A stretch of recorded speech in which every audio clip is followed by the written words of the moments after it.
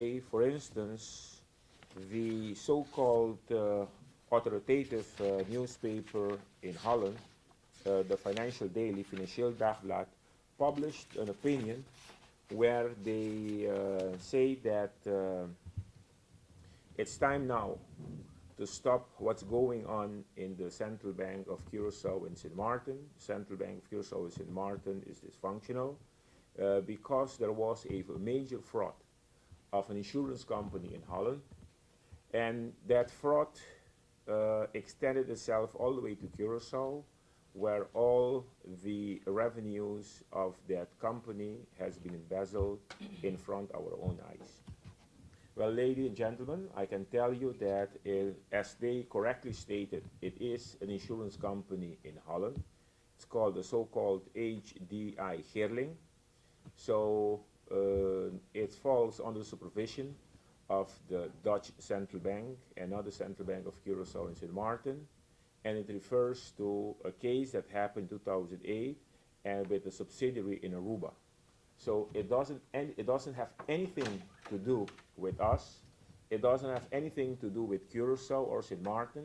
It is a case that took place in Holland with a subsidiary in Aruba. Yet, the Financieel Dagblad tried to construe a story and publish that as if the Central Bank of Curacao and St. Martin was responsible for the fraud in Holland and the consequences it had for the company in Aruba.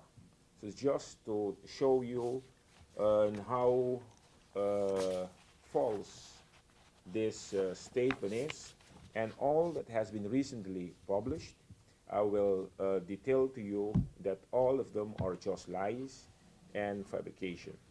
But before I start, or before I go into detail, let me just put the context within which I think supervision ought to be analyzed.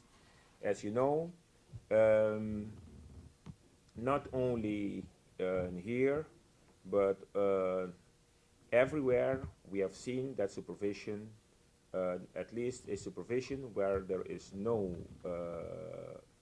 problem, is an illusion. We have seen recently the financial crisis that happened in 2008 in the United States with its consequences for Europe.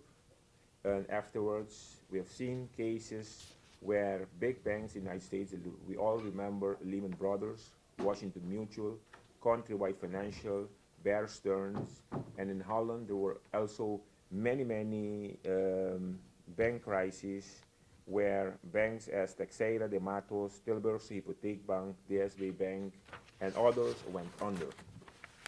There were also, we all recall, in the so-called Great Recession that started in 2008, where banks as Bank of America, Citibank, AIG, Fannie Mae, Freddie Mac, etc., would have not survived if it was not for the assistance of the American government or the Federal Reserve Bank. And in Holland also, we have seen many bank crises, and recently the Aegon, SNS, iSafe, ING.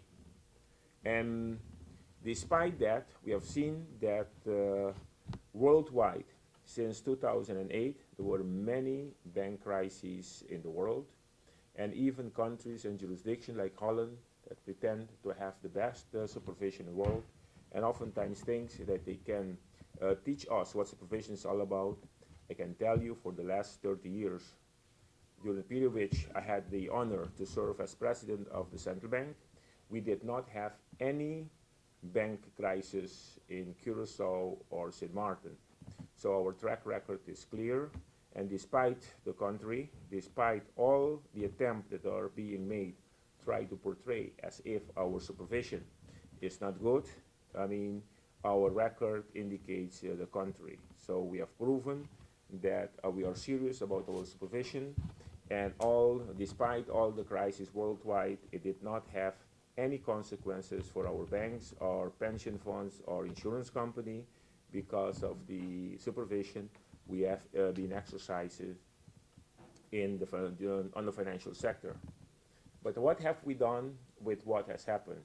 When that happened, we did not start criticizing the Dutch central bank or saying that we do not trust their supervision. What we have done is we took the initiative and we created a supervisory college where all the central banks of the kingdom can get together, where we can discuss issues pertaining to supervision and see what lessons can be drawn from the experiences that the world has had during those crises. And through that, I think we can learn and try to prevent a similar crisis from happening in our jurisdiction, being Curacao and St. Martin.